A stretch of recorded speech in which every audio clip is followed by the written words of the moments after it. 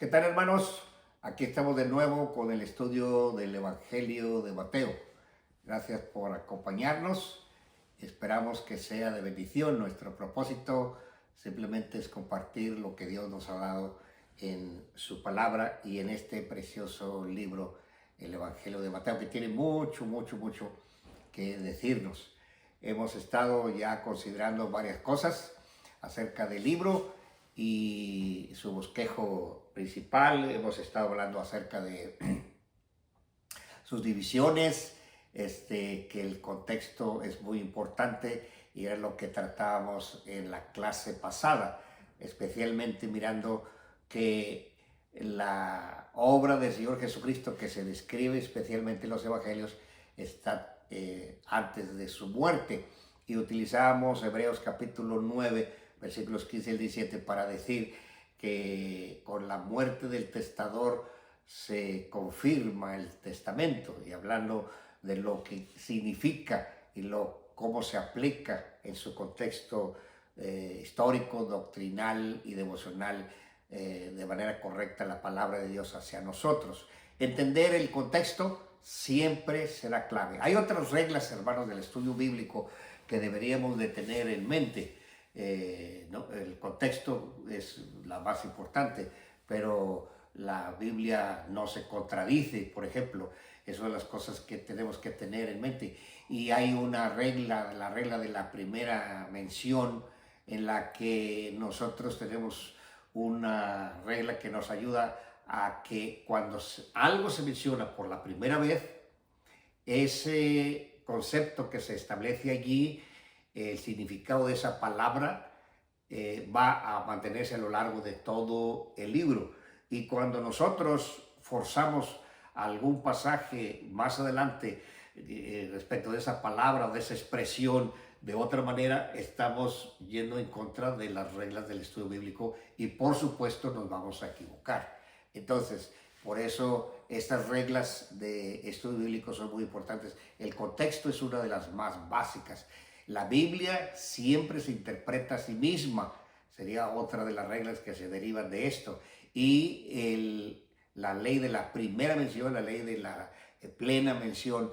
Y entonces hablábamos ahí en Hebreos 9, 15 al 17 acerca de esa muerte con la que el Señor Jesucristo confirma lo que es el Nuevo Testamento. Por eso establecíamos que, especialmente hablando del Evangelio de Mateo, es el libro transicional, aparte de ser un libro escrito a los judíos.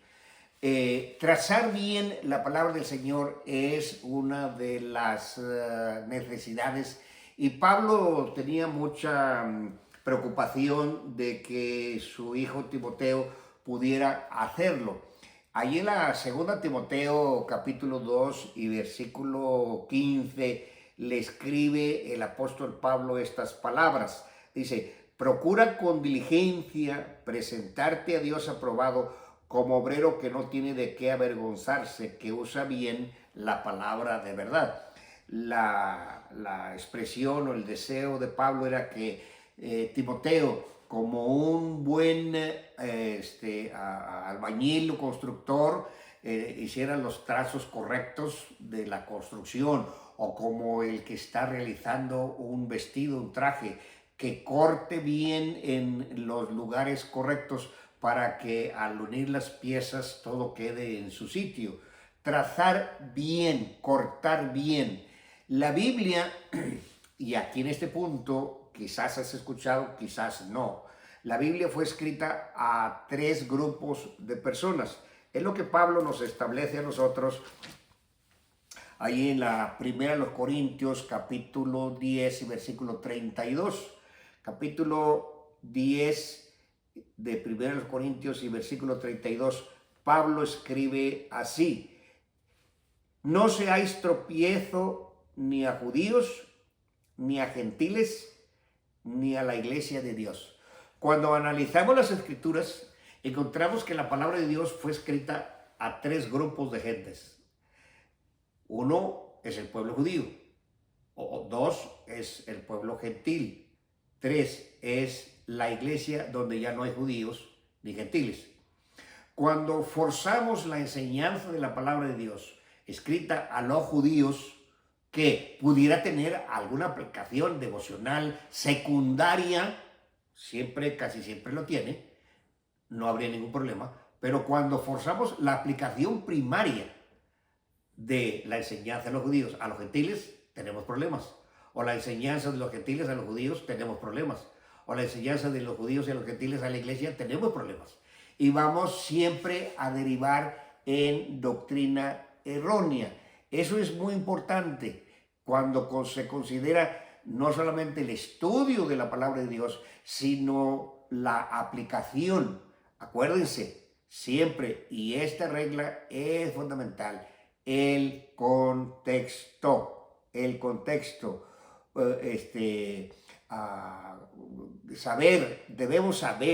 Debemos entender antes de decir nada, antes inclusive de enseñar, o si estamos predicando, porque yo he escuchado algunas predicaciones que, ay Dios mío, no destrozan el contexto. La enseñanza histórica, el contexto histórico, brilla por su ausencia. Y luego el problema de la doctrina, que debe ser congruente con toda la demás doctrina de la iglesia, también se sale de su sitio. Y ya la aplicación, pues, ¿qué te voy a decir?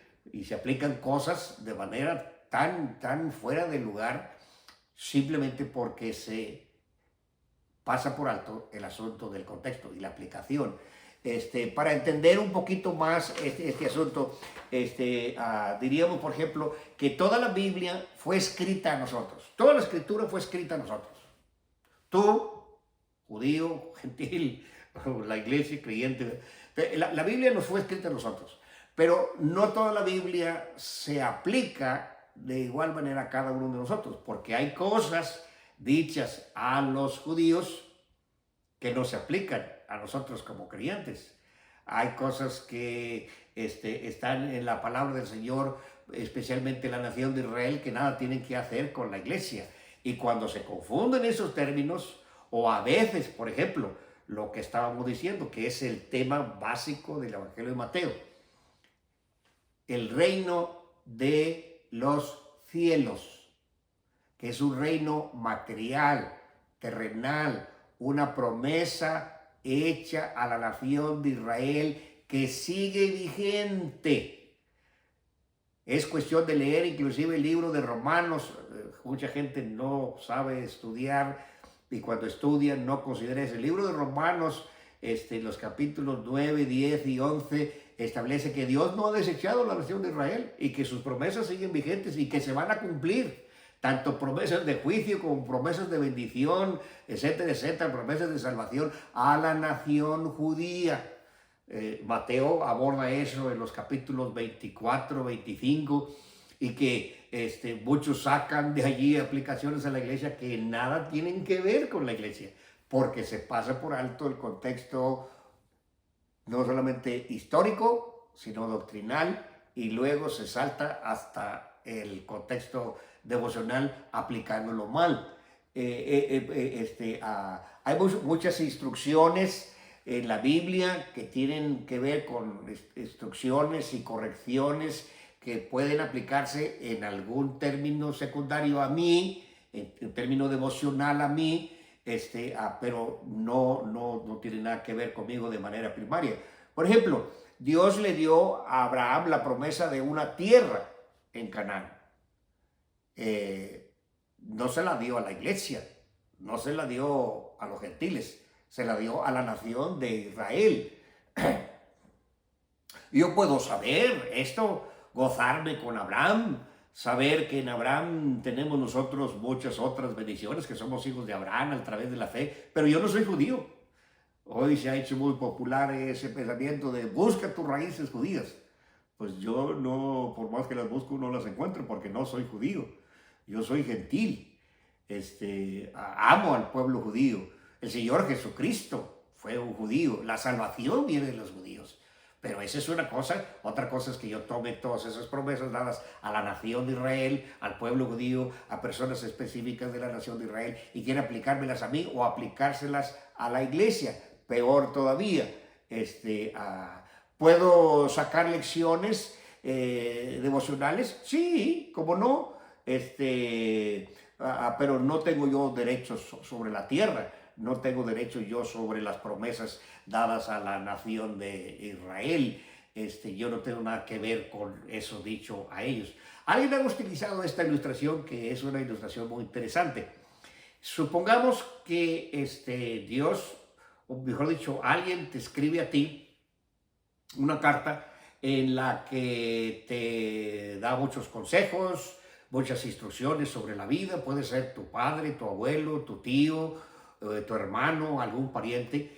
Y luego te dice que pues a su muerte te deja una herencia cuantiosa, grande, y tú, gozoso, gozosa, seas hombre o mujer, vas y lo compartes con tus amigos en tu trabajo. Dices, miren qué bonita carta que me escribió mi hermano, mi abuelo, mi padre, y fíjense qué cosas tan preciosas me dice aquí de consejos. Y entonces ellos toman la carta y la leen, o tú se las lees, y les lees también de la herencia que te dejaron. Entonces ellos dicen, ah, qué bien, ¿y cuándo vamos a ir a cobrar la herencia? Y tú dices, a ver, no, espérame, la herencia me la está dejando a mí, no a todos ustedes. Yo comparto con ustedes estos consejos preciosos porque aquí me dice, miren, cosas muy buenas acerca de la familia, acerca del compañerismo en el trabajo, acerca de cómo hacer bien los negocios y todo eso, pero el asunto del dinero, eso tiene nada más que ver conmigo. La carta me la escribió a mí. Eso es una ilustración para entender que hay cosas escritas solo a los judíos, solo a los gentiles o solo a la iglesia, y que cuando intentamos tomar todo lo que se dice allí y aplicarlo de manera directa a quien no corresponde, vamos a terminar con mala doctrina. Espero que eso ¿cómo se llama? Se entienda muy bien, porque es muy importante. Estamos hablando otra vez del asunto del contexto y estamos contextualizando el Evangelio de Mateo. Otra vez, regresamos. El tema de la Biblia general es el reino. El tema del Evangelio de Mateo es el reino de los cielos. Y hay una diferencia entre el reino de los cielos, ya dijimos que aparece 32 veces. Búscalo, lee el libro, lee los 28 capítulos, búscalos y te va a ser de gran bendición. Y cuéntalo, son 32 veces que aparece esta expresión, el reino de los cielos. No confundir con el reino de Dios. El reino de Dios no solamente aparece en el Evangelio de Mateo, aparece en los otros evangelios. De hecho, allí en el Evangelio de Lucas, y te quiero llevar al capítulo 17 y versículo 20, en donde, usando esa expresión, Lucas, que no está escribiendo evidentemente a los judíos, Lucas escribe más bien a la mentalidad griega. Es un médico, él usa de una forma muy prolija, muy extensa y muy ordenada, porque es lo que dice él, que después de haberlas investigado, estudiado, se las escribió por orden a aquel personaje Teófilo. Dice en el capítulo 7, versículos 20 y 21, estas palabras: preguntado por los fariseos cuándo había de venir el reino de Dios, no el reino de los cielos, el reino de Dios, les respondió y dijo: el reino de Dios no vendrá con advertencia, ni dirán, helo aquí o helo allí. Y luego fíjate lo que dice Lucas: porque he aquí el reino de Dios está entre vosotros. Cuando estudiamos nosotros los libros como el libro de Efesios, encontramos nosotros un misterio revelado, que Cristo está en nosotros y que nosotros estamos en Cristo. El reino de Dios, no el reino de los cielos, el reino de Dios ha venido a nuestra vida por medio del Espíritu Santo cuando nosotros nos arrepentimos, aceptamos a Cristo como Salvador personal, y ese sello que es la persona del Espíritu Santo, según nos enseña el libro de Efesios, viene a nosotros y trae el reino de Dios a nuestra vida. Es un reino espiritual. Dios está reinando en la vida de los creyentes, en la vida de la iglesia, por medio de la presencia del Espíritu Santo. es el reino de Dios, no el reino de los cielos. El reino de los cielos siempre tiene que ver con un trono en Jerusalén, por uno que será descendiente de David, es claro, el Señor Jesucristo, que va a reinar sobre esta tierra físicamente. Reino de los cielos es una cosa, reino de Dios es otra cosa. No hablemos de reino celestial. Podemos llamarles celestiales si quieres una expresión aparte, pero no es bíblico. Es el reino de los cielos, es el reino de Dios. Uno tiene que ver con las cosas materiales, al pueblo judío, una promesa hecha que se va a cumplir, porque si no, entonces Dios y el Señor Jesucristo serían mentirosos. Y otra cosa tiene que ver con la presencia de Dios en nuestra vida, el reino de Dios. En el Evangelio de Mateo aparece 5 veces. Nosotros no vamos a confundir esto, el término, el reino de los cielos y el término, el reino de Dios. En Mateo encontramos esta frase repetida 32 veces y solo se encuentra en el libro de Mateo. Solo está allí. No puedes encontrar en ningún sitio. El reino de los cielos. La otra frase aparece no solamente en el libro de Mateo, es común en los otros evangelios. Y la razón, ya la hemos dicho, es que nos habla del reino que Dios había prometido a los judíos. Reino de los cielos, no reino de Dios. Y el concepto de esta frase no solo está en el libro de Mateo, sino está, en toda la Biblia, porque el tema de la Biblia es el reino que Dios quiere establecer, recuperar sobre esta tierra. De hecho, el diablo en su tentación le ofreció al Señor Jesucristo recuperar ese reino, establecer ese reino por un camino torcido. Digo, todo esto, mostrándole los reinos del mundo, todo esto te daré si postrado me adorares. El Señor Jesucristo nunca le dijo, oye, ¿sabes qué? Que tú no tienes derecho de nada de eso. No, claro. Desde Adán hasta el rechazo que ellos, las autoridades hicieron, entonces, el diablo es... El reino de los cielos no está vigente en este mundo. No vemos el reino de los cielos establecido, no vemos la justicia de Dios establecida sobre esta tierra. Un día sí. Y el Señor Jesucristo va a reinar desde Jerusalén. El reino de Dios tiene que ver con una connotación espiritual. Está en nuestros corazones, es otra cosa. El reino de los cielos es físico, es literal. El reino de Dios es algo espiritual. Lo repito porque es muy importante que entendamos esta diferencia y que entendamos que Mateo nos está hablando del reino de los cielos que fue ofrecido y rechazado en el capítulo 12 por las autoridades, no por el pueblo en general, que algunos se convirtieron, algunos sí lo recibieron, pero hablando oficialmente, el pueblo judío, a través de sus autoridades oficiales, rechazaron el reino y luego más tarde rechazaron al rey y le crucificaron. Este es el tema de Mateo. Eso es lo que Mateo está intentando decirnos. Y es muy importante que lo entendamos. El reino de los cielos es físico y literal. El reino de Dios es algo espiritual. Aquel fue ofrecido a los judíos. Y este reino de los cielos, que no reino celestial, está dentro de nosotros y es ofrecido a cada uno de los creyentes. Y por supuesto tiene que ver mucho con la iglesia. Originalmente y en el huerto del Edén, Adán y Eva no tenían esta diferencia.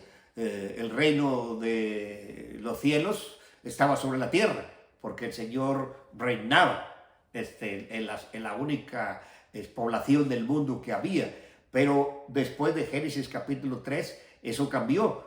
El reino de Dios, que estaba ligado a ese asunto, especialmente de la comunión, desaparece. Ahora nosotros a través de la aceptación de Cristo como nuestro Salvador personal, llegamos a tener ese reino en nosotros. Todo lo que había con Adán desapareció. Un día, en el futuro, eso volverá a ser. El reino de los cielos y el reino de Dios serán una misma cosa, no habrá diferencia, porque Dios estará reinando sobre el universo, no solamente sobre la tierra, sobre el universo completo, ya no solamente sobre los corazones de los creyentes. Eso tenemos que comprenderlo, entenderlo en el día de hoy, porque hay una diferencia, y ese reino de los cielos se establecerá en el futuro. Es parte de la profecía que se va a cumplir, de las promesas que Dios dio a la nación de Israel que se van a cumplir, no se han cumplido todavía. A Adán, por ejemplo, fíjense, se le llama hijo de Dios. Cuando nosotros vemos en el Evangelio de Lucas, en la genealogía que encontramos en el Evangelio de Lucas, hablando el Señor Jesucristo, esa genealogía termina diciendo en el versículo 38, hijo de Nos, hijo de Set, hijo de Adán, hijo de Dios. Los creyentes hoy día son llamados hijos de Dios, según Juan 1:12, pero no lo eran en el Antiguo Testamento. No se les llamaba hijos de Dios. Ahora sí, a ningún hombre se le llamó hijo de Dios. Ahora sí. Y fíjense que estas cositas a veces se nos pasan por alto. Al nacer de nuevo, al ser hechos hijos de Dios, a Juan 1:12 dice, ahora tenemos el derecho. Dios nos dio ese privilegio. Dios nos lo dio, ese derecho. Es un privilegio grandísimo, ser llamado hijo de Dios. Que por cierto hay una expresión de algunos grupos religiosos que dicen, todos somos hijos de Dios. No. Cuando nacemos en este mundo, nosotros no somos hijos de Dios. Tenemos otro Padre, Juan 8:44. Nosotros somos criaturas de Dios, sí, pero no hijos. Llegamos a ser hijos por el nuevo nacimiento. Cuando aceptamos a Cristo en arrepentimiento de nuestros pecados y le recibimos como Señor y Salvador, entonces se efectúa lo que se llama el nuevo nacimiento, la regeneración, y se nos da el derecho de ser llamados hijos de Dios. Dios, así el reino de Dios desapareció en la tierra porque Adán pecó y se separó de Dios, se terminó la comunión con Dios. Cuando Jesús viene a la tierra y muere por nosotros, paga por nuestra deuda, entonces nuestro pecado es borrado, nosotros volvemos a esa comunión y se restablece el reino del Señor en nosotros. Un día se restablecerá ese reino sobre la tierra de manera física, pero ahora se establece el reino en manera espiritual. Un día se establecerán los dos juntos, con las promesas hechas a Israel, cumplidas todas y cada una. La Biblia dice que el reino de Dios está dentro de nuestros corazones, pero aquel reino de los cielos estará establecido en una forma física sobre toda la tierra. Nosotros los creyentes, ahora disfrutamos de eso. Los creyentes muertos del Antiguo Testamento no fueron al cielo al morir, iban al seno de Abraham. Después de la resurrección de Cristo, sí fueron llevados al cielo. Entonces, tenemos que tener esto en mente. Una última cosa antes de llegar casi al final de nuestro estudio de hoy. En el capítulo 13 hay un texto clave que mencionábamos en el estudio pasado. Y vamos a Mateo capítulo 13, justo allí para terminar el día de hoy. El versículo 33. Un texto clave, un capítulo clave, un libro clave para toda la Biblia. En Mateo capítulo 13 encontramos este texto clave. Siempre, y como dije, cuando tú compras un libro, un comentario sobre el Evangelio de Mateo, ve directamente a este capítulo 13, a este versículo 13. Y si su enseñanza es la siguiente, perfecto. Dijimos en la clase pasada que había un error que se cometía muy grande. La interpretación, y vamos a leer primero el texto, dice: otra parábola les dijo: el reino de los cielos es semejante a la levadura que tomó una mujer y escondió en 3 medidas de harina hasta que todo fue leudado.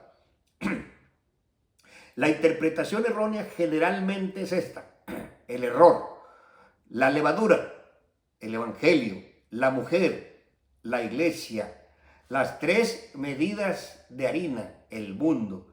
Y luego la aplicación es: bueno, el evangelio va a ser introducido en el mundo por la iglesia, y como estamos viendo pues en el día de hoy, un crecimiento espectacular, ese crecimiento espectacular de la semilla de mostaza. Entonces dice: vamos a predicar el evangelio para ganar la última alma y hacer que la levadura sea introducida en la harina que es el mundo. A ver, en primer lugar, en ninguna parte de la palabra de Dios se nos dice que la levadura sea algo bueno. La levadura siempre fue algo malo, desde el Antiguo Testamento hasta el Nuevo Testamento. Fíjense, entre algunas de las cosas que tenían que hacer los judíos cuando iban a celebrar la Pascua, era limpiar de toda esa vieja levadura el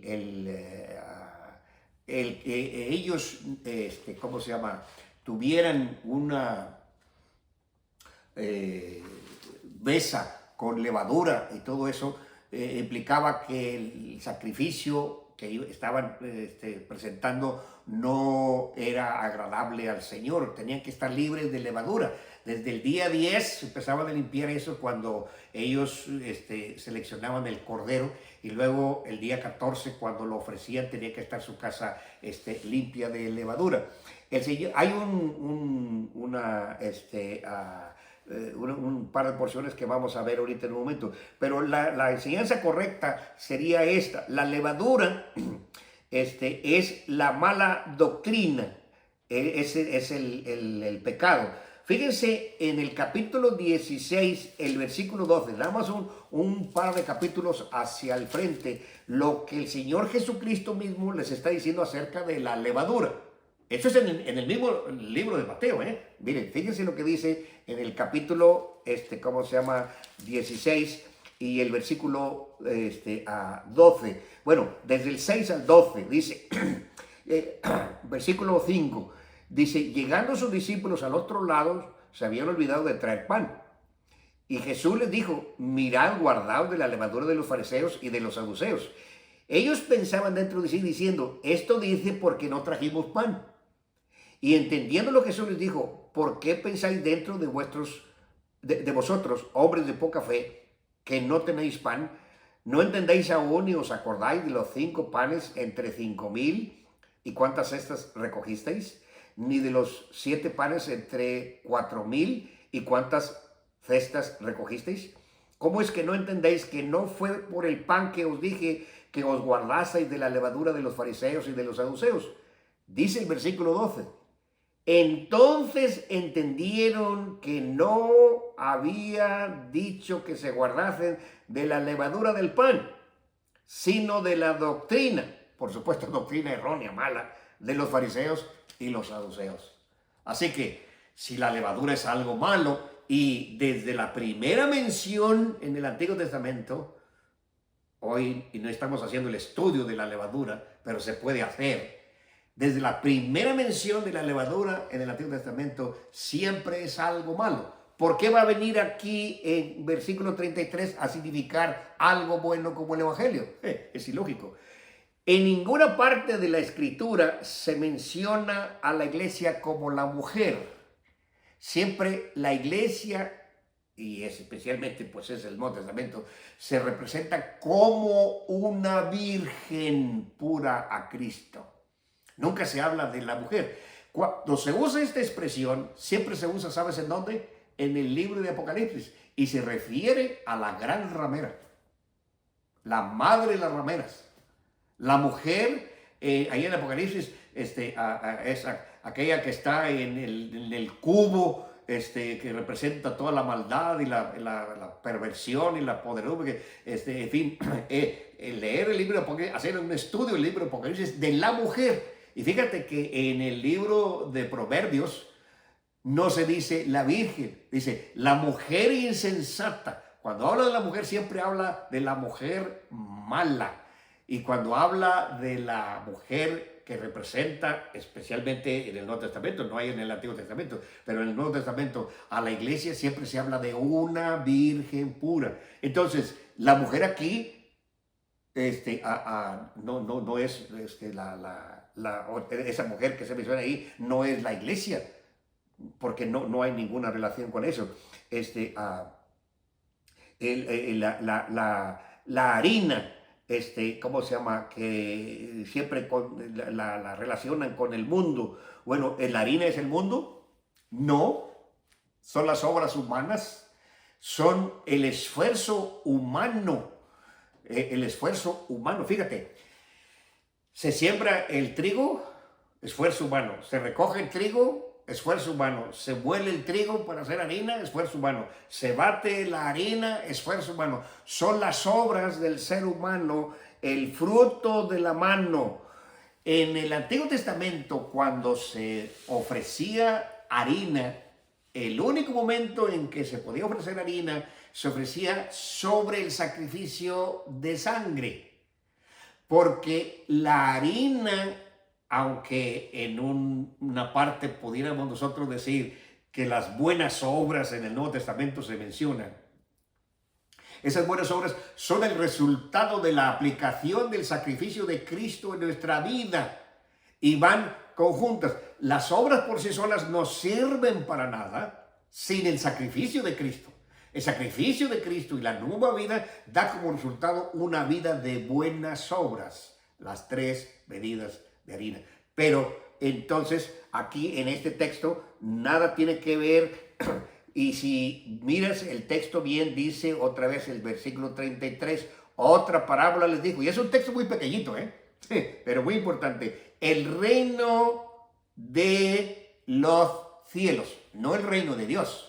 El reino de los cielos es semejante a la levadura que tomó una mujer y escondió en 3 medidas de harina hasta que todo fue leudado. En realidad, habla de la corrupción de la obra del Señor en este mundo. Ha habido por lo menos unos 3 grupos generales a lo largo de la historia de la humanidad en los últimos 2000 años, tiempo de la iglesia, en que en realidad no ha ido mejorando. Algunos celebran grupos que han hecho esto, que han hecho el otro, y las grandes instituciones. Pero te digo una cosa, en muchos de los casos simplemente ha servido para corrupción, no para bendición. Y eso tenemos que tenerlo en cuenta. Así que este texto es clave, es muy clave.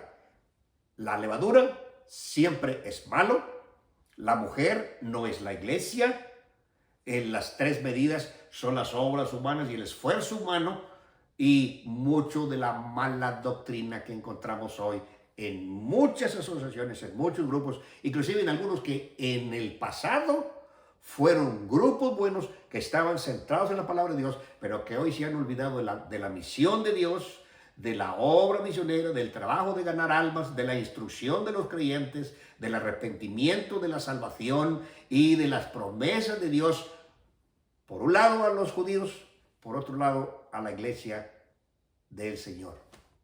Estudiar eso, hermanos, es muy importante. Sin duda, vamos a hablar más de esto en futuras clases. Y te pido, lee el Evangelio de Mateo. Haz una marca ahí con asunto de esa expresión, el reino de los cielos, el reino de Dios, el Hijo de David, y deja que Dios te hable.